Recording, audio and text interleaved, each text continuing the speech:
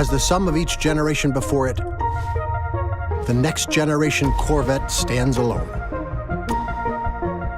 as the new standard of precision and performance, of engineering and technology, of everything that makes an icon, and a Corvette, a Corvette.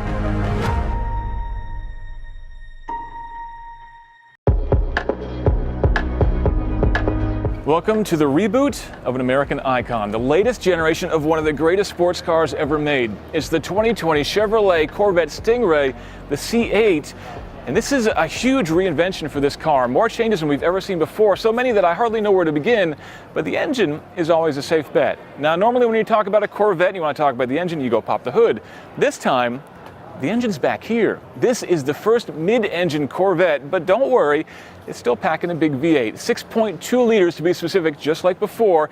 Chevy not going with a turbocharged V6 or anything like that, but they still managed to find 30 more horsepower than before. With the performance exhaust, this thing puts down 495 horsepower, and combined with the new 8-speed dual-clutch transmission, means this thing can get from 0 to 60 in less than 3 seconds.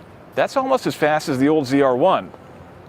Now, moving the engine to the back means better handling, of course, but that also means shifting the cabin forward, moving the driver closer to the front of the car, and it means a completely new interior.